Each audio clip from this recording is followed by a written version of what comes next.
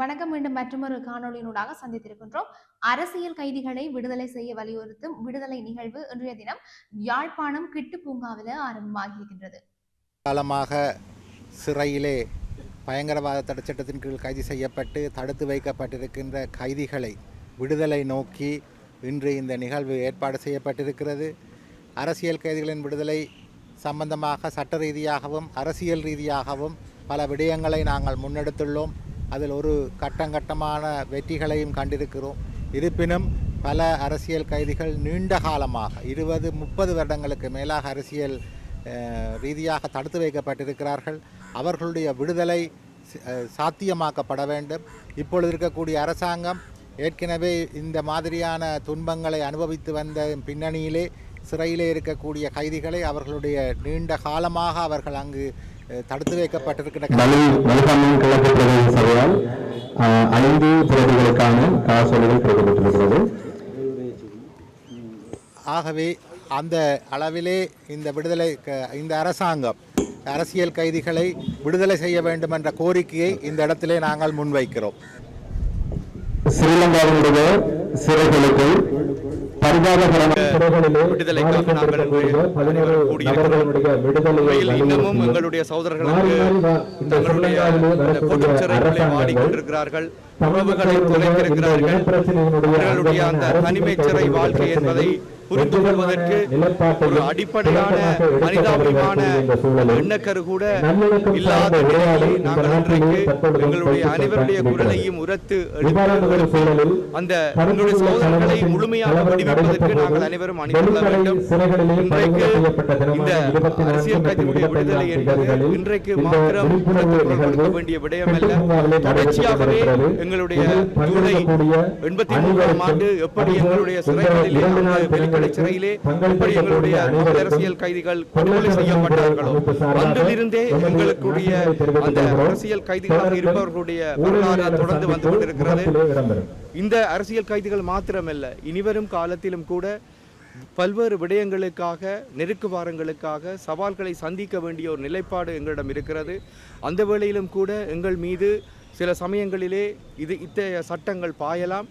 ஆகவே அனைத்து சக்திகளையும் ஒன்று திரட்டி இந்த அரசியல் கைதிகளை விடுவிப்பது மாத்திரமல்ல, அவர்களுக்கு முழுமையான ஒரு மானுட விடுதலையை வழங்குவது மாத்திரமல்ல, எதிர்காலம் நோக்கியதாகவும் இப்படியான சந்தர்ப்பங்கள் எழுமாக இருந்தால் நாங்கள் அதற்கு எப்படி செயலாற்ற வேண்டும் என்பதை திட்டமிட வேண்டிய நிலையாக இந்த சந்தர்ப்பம் அமைகிறது. நன்றி. விடுதலைக்காக குரலற்றோரின் குரல் அமைப்பினால் நடத்தப்படுகின்ற இந்த போராட்ட நிகழ்விலே பங்கு பற்றி அவருடைய விடுவிற்காக வேண்டுவதில் நாங்கள் ஒன்றிணைந்திருக்கின்றோம். கடந்த பல ஆண்டுகளாக பல்வேறு வடிவங்களிலே இந்த கைதிகளுடைய விடுதலைக்காக போராடி இருக்கின்றோம். இன்றைய நாளிலே இன்னும் விசேடமாக ஒரு விடுதலை என்பது எல்லா மக்களும் ஒன்று சேர்ந்து குரல் கொடுக்க வேண்டிய ஒரு விடயம் என்பதை இன்றைய நிகழ்வு எடுத்துரைக்கிறது. கைதிகள் சிறையிலே வாடுபவர்கள் ஒரு சிலருக்காக அவர்கள் தங்களை அர்ப்பணித்து போராடவில்லை, ஒட்டுமொத்த தமிழ் இனத்துக்காக போராடினார்கள். அதனால்தான் அவர்கள் இப்பொழுது சிறையிலே வாடுகிறார்கள். ஆகவே அவருடைய விடுதலைக்காக ஒட்டுமொத்த தமிழர் எல்லாரும் சேர்ந்து உழைக்க வேண்டும் என்பதை வெளிப்படுத்துகின்ற ஒரு நிகழ்வாக இந்த நிகழ்வு இருக்கிறது. எல்லாரும் தங்களுடைய வீடுகளிலே இருந்து தண்ணீரை கொண்டு வந்து மரத்தை நட்டு ஊற்றி வளர்த்து எல்லாரும் ஒற்றுமையாக ஒன்றாக குரல் கொடுக்கின்ற ஒரு சந்தர்ப்பமாக இந்த சந்தர்ப்பம் அமைந்திருக்கிறது. எவ்வாறு சிறை கைதிகள் எங்கள் எல்லாருக்காகவும் போராடினார்களோ ஆகவே நாங்களும் எல்லாரும் ஒன்றிணைந்து அவருடைய விடுதலைக்காக போராட வேண்டும். தொடர்ந்தும் இப்படியான போராட்டங்களிலே நாங்கள் ஆர்வத்தோடு கலந்து வெகு விரைவிலே அவர்கள் விடுதலை பெற்று வருகின்ற அந்த அழகான காட்சியை நாங்கள் எல்லாரும் காண வேண்டும். அதற்காக தொடர்ந்து உழைக்க வேண்டும் என்று எல்லாரையும் அன்போடு கேட்டுக்கொள்கின்றேன். இன்று எமது தமிழ் அரசியல் கைதிகளை விடுவிக்க கோரியும் ஏற்கனவே சிறைச்சாலைகளில் நடந்த அகோரமான கொடூரமான நிலைகளை எண்ணி துக்கித்து அவர்களுக்காக எங்களுடைய மனவருத்தங்களை தெரிவிக்கவும் இந்த சங்கிலியன் பூங்கா, கிட்டு பூங்கா என்று அழைக்கப்படுகின்ற இந்த இடத்திலே நாம் கூடியிருக்கிறோம். எங்கே தமிழர்கள் நாங்கள் வாழுகின்ற இடங்களில் அறம் இருக்கிறது என்று சிந்திக்க நாங்கள் எல்லோரும் அழைக்கப்படுகிறோம். அட்டூழியங்கள் நடைபெற்று கொண்டிருக்கிறது. பல்வேறுபட்ட நிலைப்பாடுகளில் மக்கள் வதைக்கப்பட்டு கொண்டிருக்கிறார்கள். குறிப்பாக இன்று அந்த அரசியல் கைதிகளுடைய உறவுகள் கண்ணீர் சிந்துகிறார்கள். தங்களுடைய வாழ்வியல் சுமைகளை பற்றி எங்களோடு பேசுகிறார்கள். இத்தனை வருடங்களாக போர் முடிவுக்கு வந்தும் ஏன் இவர்கள் இன்னும் சிறையில் இருக்க வேண்டுமென்ற எத்தனையோ கேள்விகள் மக்களால் கேட்கப்பட்டும் அவர்கள் சிறையில்தான் இருக்கிறார்கள் என்பது உண்மை. நானும் அடிக்கடி சிறைகளுக்கு சென்று அங்கே அவர்களுடைய நலன் விசாரித்து வருகின்ற பொழுது, அங்கே எங்களுடைய சிறைச்சாலைகளை பார்க்கின்ற பொழுது, குறிப்பிட்ட நபர்கள் இருக்கக்கூடிய சிறைச்சாலைகளில் அளவுக்கு அதிகமானவர்கள் வைத்து அங்கே பராமரிக்கப்படுகிறார்கள். அதனால் பல அசௌகரியங்களை அவர்கள் எதிர்கொள்கிறார்கள். ஆகவே நாங்கள் மீண்டும் ஒன்றிணைத்திருக்கிறோம். இது புற்றீசல் போல் இருக்காமல் இந்த கவனஈர்ப்பு போராட்டங்கள் தொடர்ந்து எங்களுடைய மண்ணிலே நடைபெற வேண்டும். இந்த அரசியல் கைதிகளுக்கு விடுதலை கோரி நாம் எடுக்கின்ற முயற்சிகள் அவர்களுக்கு வாழ்வு கொடுக்க வேண்டும். ஏற்கனவே இறந்து போனவர்கள், அவர்களுடைய உறவுகள் நிம்மதியடைய வேண்டும். அதற்காக நாம் எல்லோரும் கரம் கோட்போம். அந்த அரசியல் கைதிகளுக்காக வருந்துவோம். அவர்களுடைய விடுதலைக்கு எங்களால் ஆன முயற்சி எடுப்போம் என்று கூறிக்கொள்ள விரும்புகிறேன். வணக்கம். நான் ராஜ்குமார் ராஜீவ்காந்த். கடந்த 2022 எங்களுடைய அமைப்பின் சார்பாக தொடர்ச்சியாக அரசியல் கைதிகளினுடைய விடுதலைக்கு குரலற்றோர் குரல் அமைப்பினுடைய ஏற்பாட்டாளர் கோமகன் அவர்களோடு நாங்கள் பணியாற்றி கொண்டிருக்கின்றோம். அரசியல் கைதிகளினுடைய வலி, அவர்கள் அனுபவிக்கின்ற வேதனைகளை நாங்கள் நேரடியாக பார்த்து கொண்டிருக்கின்றோம். குறிப்பாக பார்த்திபன் மற்றும் சிவகுமார் கிட்டத்தட்ட அவர்களுடைய 18-19 வயதில் கைதாகி 30 வருடங்களுக்கு மேலாக சிறையில் வாடிக்கொண்டிருக்கின்றார்கள். அவர்கள் வெளியில் இருந்த காலத்தை விட சிறையில் வாடிய காலமே அதிகமாக இருக்கின்றது. அவர் மட்டுமல்ல, மிக முக்கியமான ஒரு விடயத்தை, ஒரு கதையை நான் உங்களுக்கு கூறுகின்றேன். முத்தையா சகாதேவன் என்கின்ற கொழும்பில் வசிக்கக்கூடிய ஒரு நாட்கூலிக்கு வேலை செய்யக்கூடிய ஒரு நபர் கதிர்காமருடைய கொலை வழக்கிலே கைது செய்யப்படுகின்றார். அவரை ஒருவர் அழைத்து தன்னுடைய வீட்டில் இருக்கின்ற மரக்கிளைகளை வெட்டச் சொல்லியிருக்கின்றார். அந்த மரக்கிளைகளை தன்னுடைய வேலை நிமித்தம் வெட்டிய முத்தையா சகாதேவன் எந்த குற்றமும் புரியாமல் பயங்கரவாத தடை சட்டத்தில் கைது செய்யப்பட்டு 16 ஆண்டுகள் சிறையில் இருந்து சிறைக்குள்ளே மரணமாகி இருந்தார். முத்தையா சகாதேவன் போன்று பல அப்பாவிகள் அங்கு மரணமாகி இருக்கின்றார்கள். இன்னும் பலர், தேவதாசன் ஐயா மற்றும் ஏனைய பலர் வெளியில் வந்தாலும் கூட மிக கொடிய வருத்தங்கள், கொடிய நோய்களுக்கு ஆட்பட்டு 15-20 வருடங்கள் சித்திரவதைகளை அனுபவித்து குற்றமற்றவர்கள் என எல்லாம் விடுதலையாகி இருக்கின்றார்கள். மொரட்டுவ பல்கலைக்கழகத்தைச் சேர்ந்த ஆரூரன் இறுதியிலே 15 ஆண்டுகள் கழித்து குற்றமற்றவர் என விடுதலையாகி இருக்கின்றார். அதேபோல் இன்னும் பலர் பயங்கரவாத தடை சட்டத்தில் கைது செய்யப்பட்டு வெறுமனே ஒப்புதல் வாக்குமூலம் என்கின்ற ஒரே ஒரு விடயத்தை வைத்துக்கொண்டு, சிங்களத்தில் பெறப்பட்ட ஒப்புதல் வாக்குமூலங்களை வைத்துக்கொண்டு, மிரட்டி பெறப்பட்ட ஒப்புதல் வாக்குமூலங்களை வைத்துக்கொண்டு அவர்களை தடுத்து வைத்து, எந்தவித ஆதாரங்களுமற்று நீதிமன்றத்தினுடைய தீர்ப்பும் இல்லாமல் வெறுமனே அவர்களை தடுத்து வைத்து 15-20 வருடங்கள் அவர்களுடைய வாழ்க்கையை திருடி அதன் பின்னர் நிரபராதிகள் என்று விடுதலை ஆகியிருக்கின்றார். 2022 ஆண்டு அரசியல் கைதிகளுடைய மொத்த எண்ணிக்கை 48 இருந்தது. பின்னர் பலருடைய போராட்டத்தின் விளைவாக 38 பேர் விடுதலை ஆகியிருந்தார்கள். இன்று மிகுதியாக நீண்ட காலமாக தடுத்து வைக்கப்பட்டிருக்கின்ற அரசியல் கைதிகள் 10 பேர் இருக்கின்றார்கள். இந்த 10 பேரில் 8 பேருக்கு தீர்ப்புகள் வழங்கப்பட்டிருக்கின்றது. 2 இன்னும் நீதிமன்றத்தில் தீர்ப்புகளை வழங்கப்படவில்லை. 2 தடுத்து வைக்கப்பட்டிருக்கின்ற கைதிகள். இந்த தீர்ப்புகள் வழங்கப்பட்டிருக்கின்றது என்ற அடிப்படையை வைத்துக்கொண்டு அவர்களை நாங்கள் குற்றவாளி என கணக்கிட முடியாது. மிருசுவில் படுகொலையில் சுனில் ரத்நாயக்கா 9 பேரை கொலை செய்ய முயற்சி செய்து 8 பேரை கொலை செய்து 3 வயது 5 வயது சிறுவர்கள் உட்பட 8 பேரை கொலை செய்து மரண தண்டனை வழங்கப்பட்டவருக்கு 5 ஆண்டுகளுக்கு பின்னர் பொது மன்னிப்பு வழங்கப்பட்டது. வெறும் 5 ஆண்டுகளில் பொது மன்னிப்பு வழங்கப்பட்டது. ஆனால் எங்களுடைய சகோதரர்கள் 10 பேர், இன்னும் பல வருடங்கள் எப்படி இந்த சிறையில் வாடி இருக்கின்றார்கள், எப்படி சித்திரவதைகளை அனுபவித்திருக்கின்றார்கள் என்பதை நாங்கள் சற்று சிந்தித்து பார்க்க வேண்டும். பயங்கரவாத தடை சட்டம் என்பது தமிழ் மக்களுக்கு எதிராக அவர்களை அடக்குமுறை செய்வதற்காக மிக நீண்ட காலமாக பயன்படுத்தப்பட்டு கொண்டிருக்கின்றது. குறிப்பாக NPP அரசாங்கம் வடக்கு கிழக்கு மக்களிடம் நாங்கள் அரசியல் கைதிகளை விடுதலை செய்வோம், பயங்கரவாத தடை சட்டத்தை நீக்குவோம் என்று வாக்குறுதி கொடுத்து வாக்குகளை பெற்றிருக்கின்றார்கள், மக்கள் ஆணையை பெற்றிருக்கின்றார்கள். இன்று 3/2 பெரும்பான்மையுடன் அரசாட்சியை அமைத்திருக்கின்றார்கள். ஆனால் ஒரு அரசியல் கைதியை கூட விடுதலை செய்யவில்லை. மாறாக 20 பேர் அளவிலே பயங்கரவாத தடை சட்டத்தில் இதுவரை கைது செய்திருக்கின்றார்கள். எனவே பயங்கரவாத தடை சட்டத்தை பயன்படுத்த மாட்டோம், பயங்கரவாத தடை சட்டம் ஒரு மோசமான சட்டம், பயங்கரவாத தடை சட்டம் அடிப்படை மனித உரிமைகளை மீறுகின்றது என்று போராடியவர்கள், அதிலே கைது செய்யப்பட்ட துன்பத்தை அனுபவித்த ஒரு தரப்பு இந்த பயங்கரவாத தடை சட்டத்தை இன்று அனைவர் மீதும் பிரயோகித்துக் கொண்டிருக்கின்ற என்ற வருத்தமான செய்தியுடன் மிகுதியாக இத்தனை வருட காலம் சிறையில் வாடிக்கொண்டிருக்கின்ற அரசியல் கைதிகள் விடுதலையாக வேண்டும். எப்படி பல கொலைகளை நிகழ்த்தியவர்கள் எல்லாம் வெளியிலே நடமாடிக்கொண்டிருக்கின்றார்களோ, இந்த அப்பாவிகள் அவருடைய குடும்பங்களை பிரிந்து வாழ்க்கையை இழந்தது போதும் என்ற அடிப்படையில் அவர்களுடைய விடுதலையை நாங்கள் வேண்டி நிற்கின்றோம். அனைவரும் விடுதலையாக வேண்டும் என்கின்ற இந்த முயற்சியில் அனைவரும் பங்கெடுக்க வேண்டும். எங்களுடைய குரலுக்கு நிச்சயமாக பதில் கிடைக்கும் என்ற நம்பிக்கையோடு விடைபெறுகின்றேன். நன்றி. கைது செய்யப்பட்டவர்கள் இன்னும் 10 பேர் இன்னும் சிறைச்சாலைகள் வாடுகின்றார்கள். ஆனால் இலங்கை அரசாங்கத்தை பொறுத்தவரையில் அரசியல் கைதிகள் என்று யாரும் இல்லை என்பதை உத்தியோகபூர்வமாக நீதியமைச்சரும் பாராளுமன்றத்தில் அறிவித்திருக்கின்றார்கள்.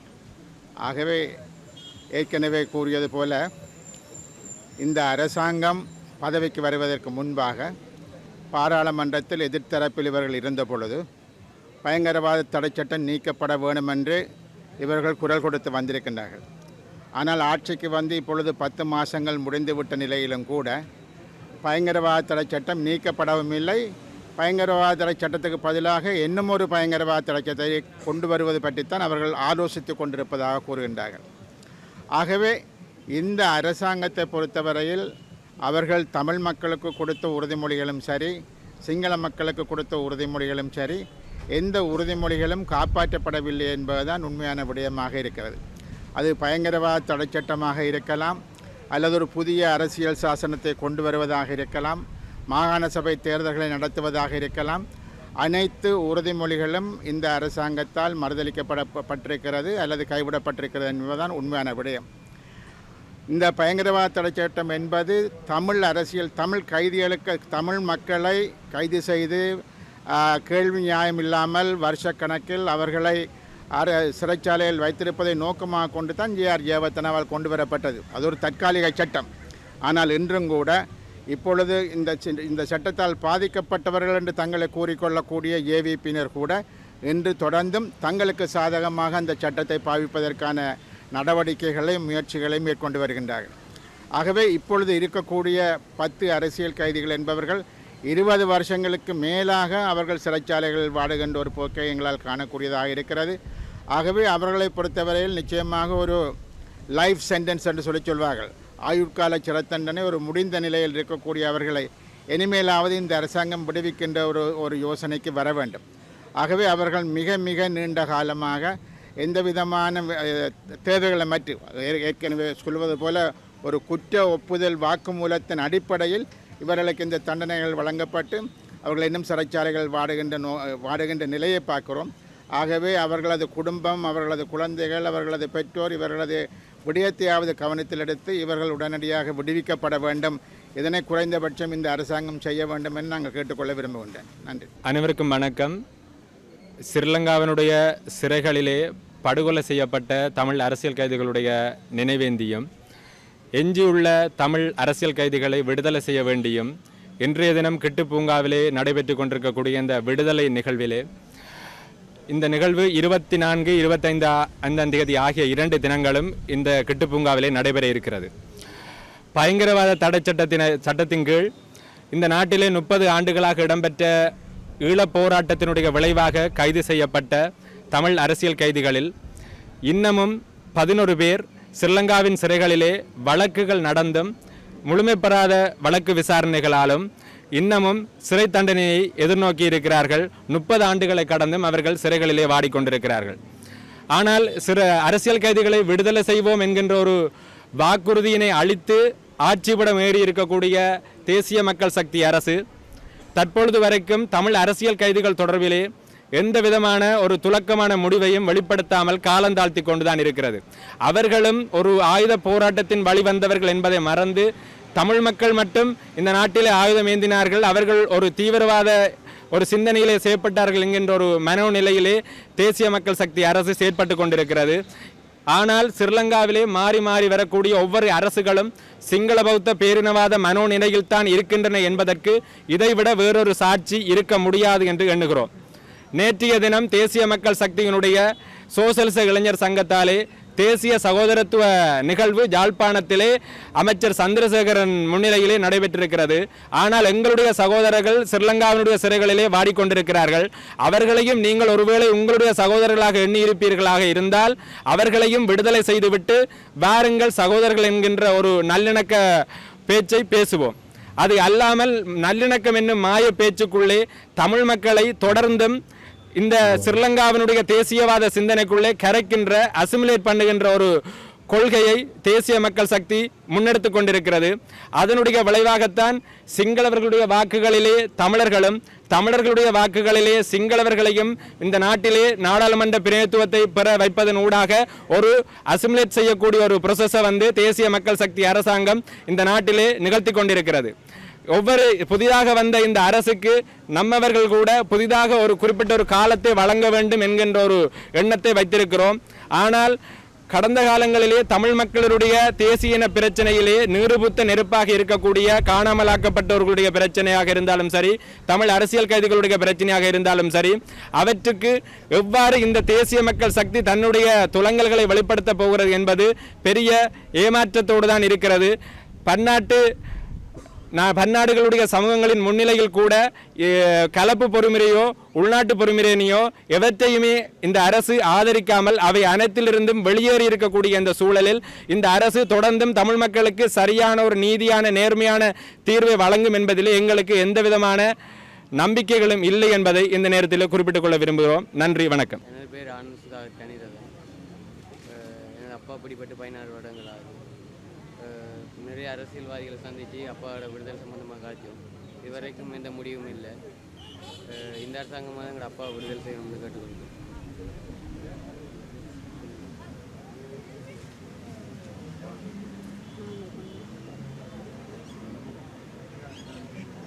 എൻ്റെ பேர் ஆனந்த் சுதார் சங்கீதா.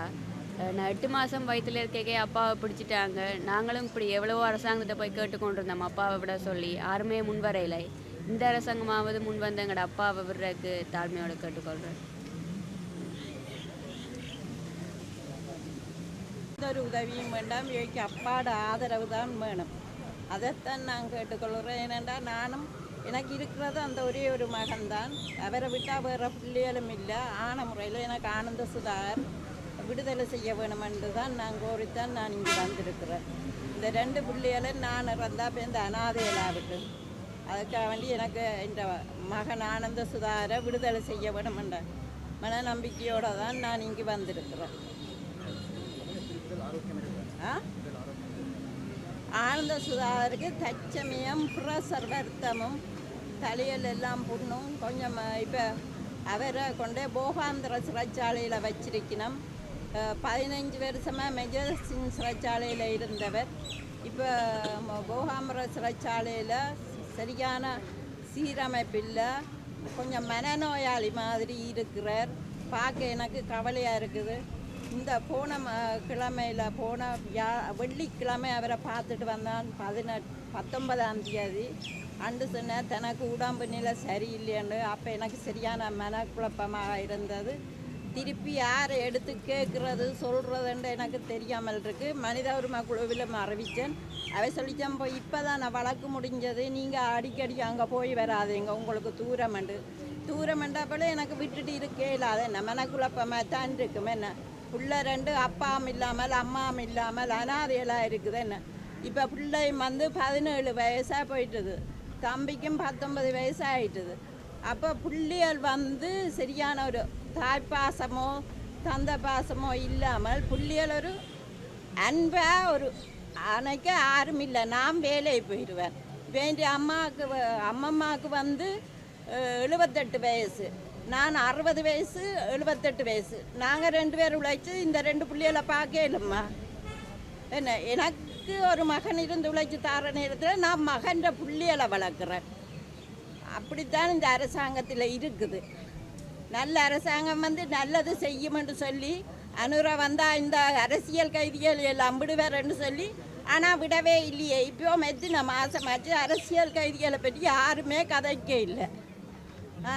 அரசியல் கைதிகள் குடும்பம் படுற வேதனை அந்த குடும்பத்துக்கு மட்டும்தான் தெரியும். வழிய இரவிரவ கண்டிக்கு போகணும், யாழ்ப்பாணத்துலேருந்து கண்டி போகணும். கண்டியில் போய் போகாம்புற சிறைச்சாலை தும்புற சிறைச்சாலை போகணும். அங்கே இருந்தும் உள்ளுக்கு போக அவனுக்கு ஐடென்டி கார்டை மறந்து போனால் விட மாட்டேன்ட்டான். அண்டை போன 19ஆம் தேதி போகாம்புற சிறைச்சாலை வாசலில் நான் சொன்னேன், நான் ஐடென்டியை மறந்து வந்துட்டேன், உள்ளுக்கு விடாட்டி நான் இதெல்லாம் படுத்து கிடப்பேன், என்ற மகனை பார்க்காமல் நான் திரும்பி போக மாட்டேன்ட்டு. அப்படி வேதனை அனுபவிக்கிறேன். தமிழ் மக்களுக்கு எந்த நாளுமே வேதனை தான். வேறு என்னத்தை நான் சொல்ல? எனக்கு வேணும் என்ற மகன் 2 பிள்ளைகளையும் பார்க்குறதுக்கு அவன் இந்த அப்பா தான் பிள்ளைகளுக்கு தேழ்வார். தாய் இறந்து விட்டார். அதுவும் 6 வருடங்கள் ஆயிட்டு தாய் இறந்து. 75 வயசு பாட்டியும் 60 வயசு பாட்டியும் பிள்ளைகளை பார்க்க இல்லாத என்ன. இந்த பிள்ளைகளுக்கு ஏதாவது ஒரு தீன்மை நடந்தால் யார் தட்டி கேட்க போயினோம்.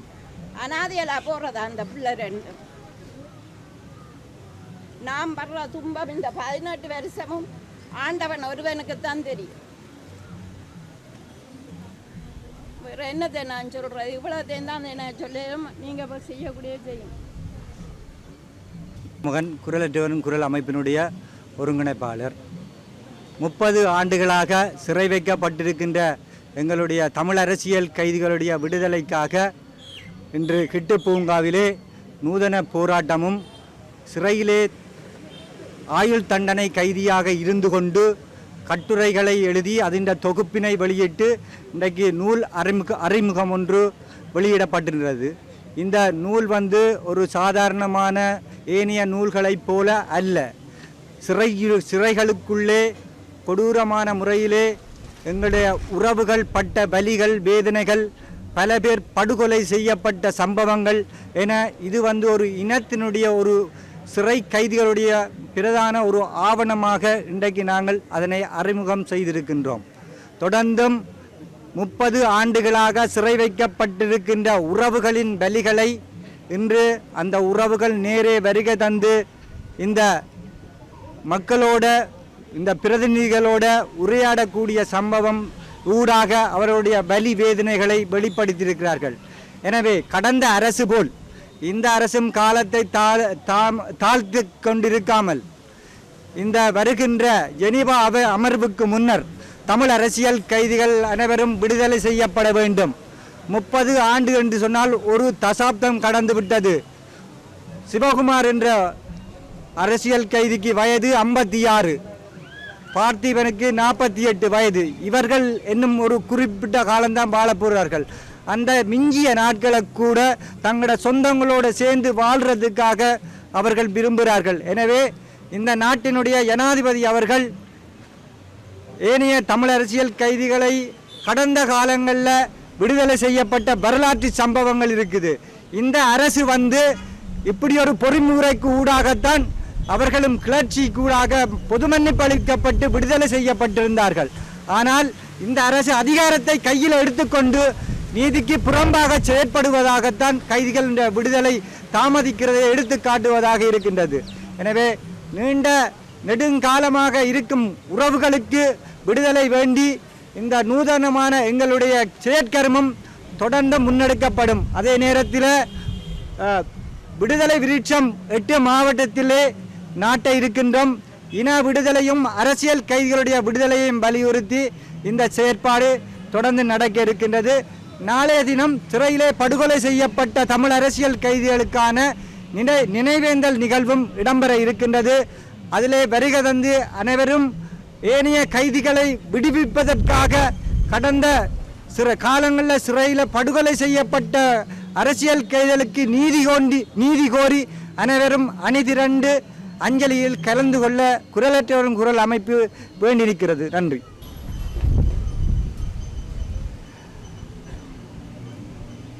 அரசியல் கைதிகளுடைய விடுதலையை வலியுறுத்தி குரலற்றவர்களின் குரல் அமைப்பினால் ஒரு போராட்டம் ஒன்று இன்றைய தினம் ஆரம்பிக்கப்பட்டிருக்கின்றது. நாளைய தினமும் அது முன்னெடுக்கப்படுகின்றது. இந்த போராட்டத்திற்கு தமிழ் தேசிய மக்கள் முன்னணி, தமிழ் தேசிய பேரவை எங்களுடைய முழுமையான ஆதரவை நாங்கள் தெரிவித்திருக்கின்ற அதே நேரத்திலே இந்த போராட்டத்தை வலுப்படுத்துகின்ற நோக்கத்தோடு நாங்கள் இங்கே கலந்து கொண்டிருக்கின்றோம். நீண்ட நெடிய இந்த விடுதலை போராட்ட காலப்பகுதியிலே ஸ்ரீலங்கா அரசு தமிழர்களுடைய நியாயமான குரல் வலையை நசுக்குவதற்காக கொடிய பயங்கரவாத தடை சட்டத்தை நடைமுறைப்படுத்தி அந்த சட்டத்தின் கீழ் அப்பாவி இளைஞர்கள் யுவதிகளை கைது செய்து மிக கொடூரமான முறையிலே சித்திரவதை செய்து சிறைகளில் அடைத்து கொடுமைப்படுத்தி வந்திருக்கின்றது. அவ்வாறான வரிசையிலே இன்னமும் கைதிகள் கிட்டத்தட்ட 30 வருடங்களுக்கு மேற்பட்ட காலங்களை இந்த கொடூரமான சிறைச்சாலைகளிலே கழித்து கொண்டிருக்கின்ற அரசியல் கைதிகள், தமிழ் அரசியல் கைதிகள் இருக்கின்றார்கள். முஸ்லீம் சகோதரர்களும் இந்த விடுதலை புலிகளை ஆதரித்தார்கள் என்ற குற்றச்சாட்டிலே கைது செய்யப்பட்டு தடுத்து வைக்கப்பட்டிருக்கிறவர்கள் இருக்கிறார்கள். இவர்கள் அனைவரும் விடுதலை செய்யப்பட வேண்டும் என்பது எங்களுடைய நீண்டகால கோரிக்கை. நான் கடந்த 2004ஆம் ஆண்டு நாடாளுமன்ற உறுப்பினராக தெரிவு செய்யப்பட்டதிலிருந்து எங்களுடைய தலைவர் கஜேந்திரகுமார் பொன்னம்பலம் அவர்கள் 2001ஆம் ஆண்டு தெரிவு செய்யப்பட்டதிலிருந்து இலங்கையினுடைய பல்வேறுபட்ட சிறைகளுக்கும் சென்று தமிழ் அரசியல் கைதிகளை அவர்களுடைய நலன்கள் சார்ந்த விடயங்களிலே நாங்கள் அக்கறை செலுத்தி வந்திருக்கிறோம். அவர்களுடைய விடுதலைக்காக நாங்கள் தொடர்ச்சியாக நாடாளுமன்றத்திலும் நாடாளுமன்றத்துக்கு வெளியிலும் சர்வதேச அரங்கிலும் நாங்கள் குரல் கொடுத்து வந்திருக்கிறோம். தற்பொழுது எங்களுடைய தலைவர் கஜேந்திரகுமார் பொன்னம்பலம் அவர்கள் இந்த அரசியல் கைதிகளுடைய விடுதலை தொடர்பாக முழுமையான அக்கறை செலுத்தி வருகின்றார். இந்த இடத்திலே தமிழ் தரப்பு ஒட்டுமொத்தமாக ஸ்ரீலங்காவை ஒரு சர்வதேச குற்றவியல் நீதிமன்றத்திற்கு கொண்டு செல்லுகின்ற ஒரு முயற்சியை நாங்கள் செய்வதனூடாக இந்த அரசியல் கைதிகளுடைய விடுதலை, தமிழ் மக்களுடைய அரசியல் தீர்வு தோன்ற விடயங்களிலே இலங்கை அரசாங்கத்தை அடிபணிய வைத்து கீழே கொண்டு வரக்கூடிய சூழல்கள் கடந்த 15 வருடங்களாக இருந்த போதும் கூட துரதிர்ஷ்டவசமாக ஸ்ரீலங்கா அரசுக்கு எதிராக ஒரு சர்வதேச விசாரணை வேண்டாம், உள்ளக விசாரணை மூலம் நீதியை பெற்றுக்கொள்ளலாம் என்று தமிழ் மக்களால் தெரிவு செய்யப்பட்ட தரப்புகளை வலியுறுத்தி வந்த காரணத்தினாலே ஸ்ரீலங்கா அரசு தமிழர்களுடைய எந்த நலன்களையும் பொருட்படுத்த தேவையில்லை என்கின்ற ஒரு துணிச்சலோடு செயல்படக்கூடிய ஒரு வாய்ப்பு உருவாக்கி கொடுக்கப்பட்டிருக்கின்றது. அந்த வகையிலே கடந்த காலத்திலே ஒரு பிழையான சட்டத்தின் மூலமாக, ஒரு கொடூரமான பிழையான சட்டத்தின் மூலமாக கைது செய்யப்பட்டு தடுத்து வைக்கப்பட்டிருந்தவர்களுடைய விடுதலையும் இன்னமும் சாத்தியமில்லாமல் இருக்கின்றது. மட்டுமல்லாமல் தொடர்ந்தும் கட்டாய விசாரணை அளிப்புகளை முன்னெடுத்து கொண்டு இந்த பயங்கரவாத தடை சட்டத்தை பயன்படுத்தி தமிழர்களுடைய குரல் வலையை நசுக்கி வைத்திருக்கின்றார்கள். அதற்கு எதிராக குரல் கொடுக்கின்றவர்கள் இப்பொழுதும் பயங்கரவாத தடை சட்டத்தின் கீழ் கைது செய்யப்படுவதும் விசாரிக்கப்படுவதும் துன்புறுத்தப்படுகின்ற சம்பவங்களும் தொடர்ச்சியாக நடைபெற்றுக் கொண்டிருக்கின்றது. ஆகவே இந்த கொடூரமான பயங்கரவாத தடை சட்டம் உடனடியாக நீக்கப்பட வேண்டும், அரசியல் கைதிகள் அனைவரும் உடனடியாக விடுதலை செய்யப்பட வேண்டும் என்பது எங்களுடைய தெளிவான உறுதியான நிலைப்பாடு. இதை நாங்கள் கடந்த போருக்கு அந்த யுத்தம் 2009 இனஅழிப்பு மூலம் யுத்தம் முடிவுக்கு வந்த பின்னரான இந்த 16 ஆண்டுகளும் இந்த நிலைப்பாட்டில் எந்தவிதமான மாற்றங்களும் இல்லாமல் வலியுறுத்தி வருகின்ற ஒரே ஒரு அரசியல் தரப்பாக நாங்கள் மட்டும்தான் செயல்பட்டு கொண்டிருக்கின்றோம். அந்த வகையிலே இந்த குரலற்றவர்களின் குரல் அமைப்பு இந்த அரசியல் கைதிகளுடைய விடுதலைக்காக முன்னெடுக்கின்ற இந்த போராட்டத்திற்கு தொடர்ந்தும் எங்களுடைய ஆதரவை நாங்கள் வழங்கி செயல்படுவோம். அனைத்து மக்களும் இந்த போராட்டத்திற்கு வளர்ச்சியிருக்கிற விதமாக இதிலே கலந்து கொள்ள வேண்டும் என்று கேட்டுக்கொள்கிறோம். நன்றி. எங்களுடைய மக்களிடத்திலே இருந்து தமிழ் மக்கள் என்ற காரணத்தின் அடிப்படையில் உலகளவிலேயே நிராகரிக்கப்பட்ட மிக கொடூரமான சட்டங்கள் என்று சொல்லக்கூடிய பயங்கரவாத தடை சட்டத்தின் வாயிலாக எங்களுடைய தமிழிளைஞர்கள் இன்றும் தடுத்து வைக்கப்பட்டிருக்கின்றார்கள். காலத்துக்கு காலம் மாறி மாறி வருகின்ற அரசாங்கங்கள் இவர்களை விடுதலை செய்வதாக ஒரு தேர்தல் பிரச்சார கால பகுதிகளிலே சொல்லி வந்த போதும் ஆனால் அவை எதுவும் நடைபெறாமல் தொடர்ச்சியாக அவர்கள் இது ஒரு அரச கொள்கையாக சிறைகளிலே வாடி வருகின்றார்கள். உண்மையிலேயே அவர்கள் எந்த குற்றங்களையும் செய்யாத பலராக இருக்கின்றார்கள். ஆனால் ஒரு இனம் சார்ந்து சிந்தித்தார்கள், செயற்பட்டார்கள் என்ற அடிப்படையில் அவர்கள் ஒரு பழிவாங்குதலாக கைது செய்யப்பட்டு விசாரணைகள் இன்றி காலாகாலமாக தடுத்து வைக்கப்பட்டிருக்கின்றார்கள். இந்த இலங்கையினுடைய சிறைச்சாலை கட்டமைப்பிலே 1983ஆம் ஆண்டு வெளிக்கடை தியாகிகள் என்று சொல்லக்கூடிய குட்டிமணி அண்ணன் குட்டிமணி தங்கத்துறை உள்ளிட்ட 54 அரசியல் கைதிகள் கொடூரமான முறையிலே அரசு அனுசரணையுடன் கண் தோண்டி படுகொலை செய்யப்பட்டார்கள். அதைத் தொடர்ந்து டில்ருக்ஷனாக இருக்கலாம், நிமல ரூபனாக இருக்கலாம், சிறைகளிலே தொடர்ச்சியாக சித்திரவதைகள் மூலமாக படுகொலை செய்யப்பட்டார்கள். ஆனால் இந்த சித்திரவதைகள் எதற்குமே இலங்கையிலே உள்நாட்டு பொறிமுறையின் வாயிலாக நீதி வழங்கப்படவில்லை. இந்த காலகட்டத்திலே நாங்கள் உடனடியாக கோருகின்றோம், இலங்கை அரசாங்கம் மனிதாபிமான அடிப்படையிலே இன்று போர் முடிந்து 16 ஆண்டுகளாகின்ற ஒரு சூழ்நிலையிலே இந்த அரசியல் கைதிகளை ஒரு பொது மதிப்பின் அடிப்படையிலே விடுதலை செய்ய வேண்டும். இவர்கள் தங்களுடைய குடும்பங்களுடன் இணைய வேண்டும். அரசியல் கைதிகள் குடும்பங்களுடன் இணையாது அவர்கள் தடுக்கப்பட்டிருக்கின்றமையின் காரணமாக தாய் தந்தையரை இழந்த நிலைமையிலே எத்தனையோ பிஞ்சு சிறார்கள் மனம் பெருந்தி பாதிக்கப்பட்டுக் கொண்டிருக்கின்றார்கள். சிறைகளிலே வைத்திருக்கின்றவர்களுடைய உரிமைகள் மீறப்படுகின்ற அதே சமயத்திலே சிறைகளுக்கு வெளியாலே இருக்கின்ற உறவுகள், அவர்களுடைய குழந்தைகள் காப்பாரின்றி தடு வீதியிலே நிற்கின்றார்கள். இந்த மனிதாபிமான காரணத்தை சகலரும் விளங்கிக் கொள்ள வேண்டும். இங்கே உண்மையான பௌத்த தர்மம் நிலைத்திருக்கின்றது ஆயின் இந்த கைதிகள் எப்போதே விடுதலை செய்யப்பட்டிருப்பார்கள். அரசியல் நோக்கங்களுக்காகவும் பழி வாங்குதல்களுக்காகவும் தான் இந்த அரசியல் கைதிகள் தடுத்து வைக்கப்பட்டிருக்கின்றார்கள். அவர்கள் மீது புனையப்பட்ட அநேகமான வாக்குமூலங்கள் பொய்யானவையும் சித்திரவதை மூலமான வாக்குமூலங்களாகவும் அமைகின்ற ஒரு சூழ்நிலையிலே அவர்களை தொடர்ச்சியாக தடுத்து வைத்திருந்து இந்த நாட்டில் நல்லிணக்கத்தை ஏற்படுத்த போவதாக கூறிக்கொள்பவர்கள் என்ன நோக்கத்தின் அடிப்படையிலே செயற்படுகின்றார்கள் என்ற கேள்வியை எழுப்புகின்றோம். இன்று உங்களுக்கு தெரியும், எங்களுடைய சகோதரர்கள் 30 ஆண்டுகளுக்கு மேலாக கூட அரசியல் கைதிகளாக சிறைகளிலே இருக்கின்றார்கள். அவர்களுடைய வாழ்நாளை மிஞ்சிய காலகட்டம் வரையிலே அவர்கள் சிறைகளிலே இருக்க போகின்றார்களா என்று கேள்வி எழுப்புகின்றோம். ஆனால் இது இவ்வாறு இருக்க அரசாங்கம் சகோதரத்துவ தினம் என்று சொல்லி இதை அனைத்துக்கும் பொறுப்பு கூறாமல் செயற்பட்டுக் கொண்டிருப்பதை நாங்கள் கண்டிக்கின்றோம். உடனடியாக இவ்விடயத்திலே ஜனாதிபதி தலையிட்டு உடனடியாக இவர்கள் விடுவிக்கப்பட வேண்டும். எங்களுடைய மக்களுடன் அவர்கள் இணைக்கப்பட்டு அவர்களும் தங்களுடைய சகஜ வாழ்வை ஆரம்பிக்கக்கூடியவர்களாக மாற்றப்பட வேண்டும் என்று கோரிக்கை விடுக்கின்றோம்.